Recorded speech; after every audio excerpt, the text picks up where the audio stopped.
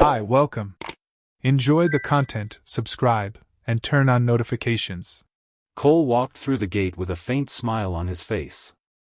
This would be the first time in a long while that he was coming back from a trip feeling lighter, without another destination lined up or a video call scheduled for the next day. He had just opened the 12th office of the energy company he built from scratch, and this time he was coming back from London. On the way home, he kept thinking about how he'd tell Madeline and the girls that he decided to cut back on work.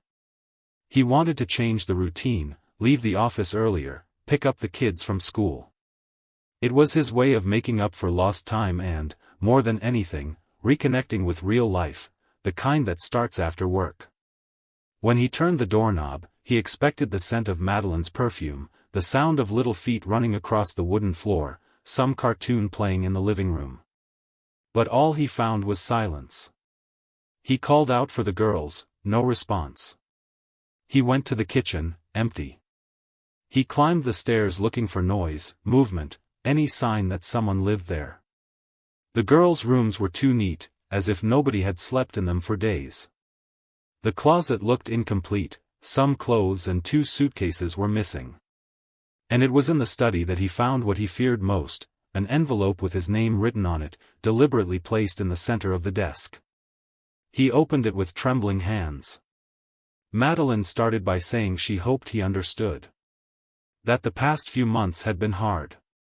That she missed him, and more than that, she missed being seen, touched, desired. She confessed she got involved with Travis, the golf instructor at the club, and that it started with innocent conversations. That she didn't plan anything, that it just happened. She said there was no love, that it was a mistake. That she felt confused, guilty, and ashamed, but that it was already too late to undo what was done. She wrote that she was staying with the girls at her parents' house in Napa Valley, giving him space to process everything without having to deal with the girls' questions. The letter sounded like a poorly planned confession, an attempt to ease her guilt by placing the responsibility of deciding what came next entirely on him. Cole dropped the letter on the table. He walked to the bedroom, glanced around the space where he spent so many years with Madeline, and felt like he was standing in a stranger's house. He opened the girls' closet. He saw that some clothes were gone, but many toys remained. He grabbed his phone and called his sister, who lived in San Francisco. He simply said he needed a place to stay with the girls for a few days and promised to explain later. Instead of making any rash decisions, he chose to move carefully. He packed his bags in silence. Her words echoed like dry punches, and though there were no tears, the pain was there, scattered in the corners of the house. The worst part wasn't the betrayal itself, but the fact that everything had been hidden for months while he gave his best in meetings, contracts, and mergers, believing he was building security for the family. It felt like discovering that while he was building protective walls, someone inside had already opened windows for someone else. Still, he didn't break anything, didn't yell, didn't call her. He understood that any conversation at that moment would be useless. The damage was already done. All that was left was to protect what still made sense, his daughters. And for that, he needed to be strong. Cole spent the following days caught between silence and the need to keep going. He barely slept. When he closed his eyes, images invaded his mind, images he wished not to see, Madeline smiling at another man, holding his hands, surrendering to him. That ate away at him in a way even his worst business failures never managed to. But now he needed to be more than a wounded man, he needed to be a full-time father. The girls were still with their grandparents in Napa Valley, and Cole used those days to organize his next steps, slowly but precisely. Divorce was inevitable, but that didn't mean he would rush through it recklessly. He had already seen too many friends lose themselves in legal battles that destroyed entire families. He didn't want that for his daughters. On a regular afternoon, while waiting for the coffee to finish brewing, he received a call from Andrew, an old acquaintance from the golf club. It was a short, casual conversation, but it changed everything. When Cole briefly mentioned the separation, Andrew let out a seemingly trivial sentence that planted an uncomfortable seed. you were just one more on Travis's list. Cole froze. He asked him to explain. Andrew backed off, said it was better forgotten, that he didn't want to get involved. But it was already too late. That thought wouldn't leave his mind. In the following days, Cole couldn't focus on anything. He kept thinking about what Andrew said and wondering whether Madeline knew who Travis really was, whether she had any idea of the kind of history he carried. And if she didn't know, why did she let herself get involved? With his head full of assumptions, he decided to stop imagining and start acting. He asked for recommendations for a good private investigator and hired a discreet, experienced professional who had already worked for other businessmen in the area. The report arrived in just a few days. Cole spent the whole night reading every line. He discovered that Travis had already been involved with at least 3 other married women from the same club. In 2 of those cases, divorce followed. The information included message records, photos, and even an informal complaint filed with the club administration, which chose to bury it to avoid scandals. The pattern was always the same: he approached during lessons, offered attention and a listening ear, then came the discreet invitations, the secret meetings. Cole felt his stomach churn. Madeline hadn't been the first, and probably wouldn't have been the last. What she thought was emotional connection was likely a recycled script. She didn't fall into a trap out of naivety. She gave in. She knew it was wrong, but she went ahead anyway. Even faced with this new pain, Cole stayed focused. He would use this wisely. He took the material to his lawyer, a professional known for ethics and firmness. The plan was to proceed with the divorce, using the evidence strategically. No exposing Madeline or ruining her image in front of the girls. But this was enough to protect his own rights, ensure the girls would spend more time with him, at least until things could be calmly discussed again once the dust settled. The lawyer agreed with the approach and began preparing the documents. Throughout this process, Cole constantly thought about the girls. They were in Napa, probably hearing softened versions of the truth. And he knew that sooner or later, he would have to tell them his side of the story, adapted to their age. He didn't want them to grow up hating their mother, but he also wouldn't allow them to confuse loyalty with passivity. They needed to understand that forgiveness is a choice, but respect is a duty. One Saturday night, while visiting his sister's house, he sat with her on the porch and shared part of what he had discovered. She listened carefully, with the firm expression of someone who felt anger but avoided fueling it for him. When he finished, she simply said, "You'll come out of this with your head held high. It will hurt, but it will shape you." It was a simple phrase, but it echoed in his mind. In a way, it was true. Every pain well fought shapes us. And Cole was already changing without realizing it. In the following days, he scheduled a phone conversation with Madeline. She answered in a low tone, sounding embarrassed. He got straight to the point: the divorce was inevitable. Madeline tried to argue, cried, begged him to reconsider, but Cole remained firm. He told her he wouldn't make a scandal, that he would protect her image in front of the girls, but that this was the end. He simply asked her to prepare the girls because he would go pick them up. She agreed, defeated. Her voice sounded like someone only now beginning to grasp the extent of the damage she caused. He hung up and stared at the phone for a while. He took a deep breath and, for the first time in weeks, slept for several hours straight. Without nightmares. Without questions. Just the necessary emptiness to keep moving forward. The divorce process moved forward with surgical precision. Cole, supported by a well-written prenuptial agreement and the irrefutable evidence gathered by the investigator and Madeline's confession letter, handed over all the necessary documents to his lawyer like closing a business contract, without anger, without haste, but with a level of seriousness that impressed even those used to handling separations. The difference this time was that it wasn't a company at stake. It was his own life. Madeline, upon being officially notified, signed the papers with an empty expression. She looked worn down, exhausted inside, like someone who already knew there was nothing left to save. Despite the weight of what she had done, she wasn't left without support. The prenuptial agreement guaranteed her a significant sum, along with one property and part of the company's shares separated judicially by mutual agreement. She maintained the standard of living she was used to, with enough financial stability to move forward without depending on anyone. The difference was that all of this now came accompanied by a loneliness she built word by word, gesture by gesture. Cole, on the other hand, didn't seek revenge or recognition. He avoided public comments, refused to discuss the matter with close colleagues. He preferred to preserve the dignity of the process. His only real concern was centered on the girls.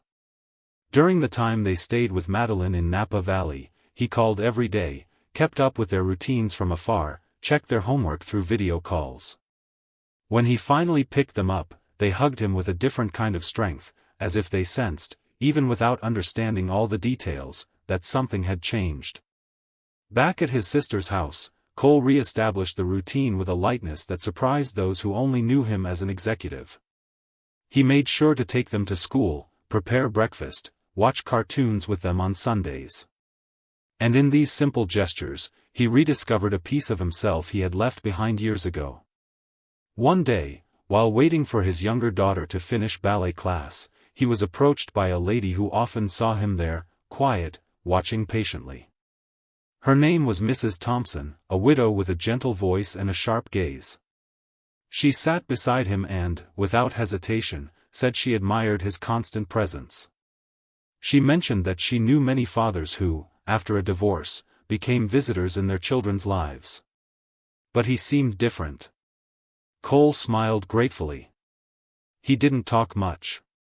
He just said he needed to be more than a weekend dad. That unexpected conversation made him realize how much his public image had changed. He wasn't just the CEO with a private jet and an office in New York anymore. Now he was also the man who cared, who chose to be present, who was relearning how to be a full-time father. Meanwhile, Madeline faced the other side of the coin.